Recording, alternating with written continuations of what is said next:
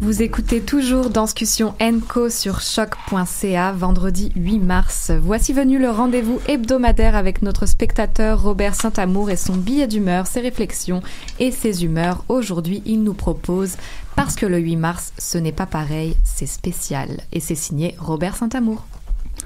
Merci Clara et bonjour à vous tous et toutes. Parce que le 8 mars, effectivement, ce n'est pas une journée comme les autres. Et bien que ça sera la même chose pour ma chronique. La Journée internationale des droits des femmes, c'est important de prendre le temps de la souligner. Une seule journée pour faire valoir tous ces droits, j'en conviens, c'est trop peu. Mais prenons cette journée pour permettre de prendre un temps d'arrêt pour reconnaître l'importance des femmes dans nos vies, effrénées au rythme du métro, boulot, dodo.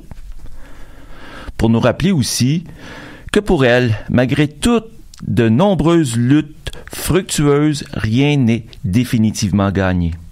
Par exemple, cette autre époque, un peu tout croche du Québec de ma jeunesse, est, j'espère, maintenant révolue, comme le chantait si bien Sylvain Lelièvre dans « Maman est là ».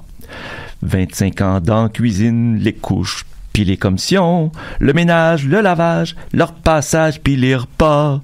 Les enfants mettent même pas leur linge sale dans le panier. Bien sûr, maman est là. Mais heureusement, l'histoire prend une tournure souhaitable. Un soir, ils sont rentrés. Maman était plus là. Pour bien se terminer avec, les enfants l'ont revue, plus jeune et plus jolie qu'ils ne l'avaient connue. Et je m'excuse auprès de Sylvain Lelièvre. En cette journée, je vais prendre donc le temps de remercier quelques-unes de ces femmes. D'abord, j'ai une bonne pensée pour ma mère Lucille, maintenant décédée, et dont c'était l'anniversaire il y a quelques jours. Ma mère qui m'a accepté tel que j'étais. Une de ces leçons de vie dont j'ai bien pris note et que j'applique du mieux possible envers les autres, tout différent soit-il de moi. J'ai aussi une tendre pensée pour Hélène, ma blonde de toujours, qui accepte que son chasseur-cueilleur parte régulièrement seul dans les territoires chorégraphiques pour capturer l'âme des œuvres ou en cueillir les fruits présentés sur la scène afin de s'en nourrir. À mes deux filles, Isabelle et Julie, aussi, mes plus beaux cadeaux, à qui chacune à leur façon vont à la rencontre des autres et rendent leur père bien fier. Je veux poursuivre mes remerciements aux femmes de mon univers chorégraphique et de souligner la richesse de leur présence.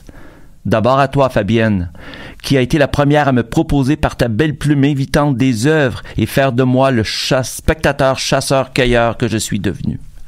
À vous, Francine, Dina, Daniel, Amy et Caroline, qui entretenez si bien ces territoires chorégraphiques et qui m'accueillez dans vos lieux pour me proposer des œuvres fort enrichissantes.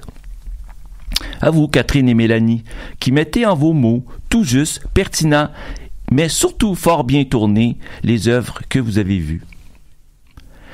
Et vous, chorégraphes et interprètes, qui mettez tout votre talent et votre âme en action, malgré des conditions si difficiles et précaires.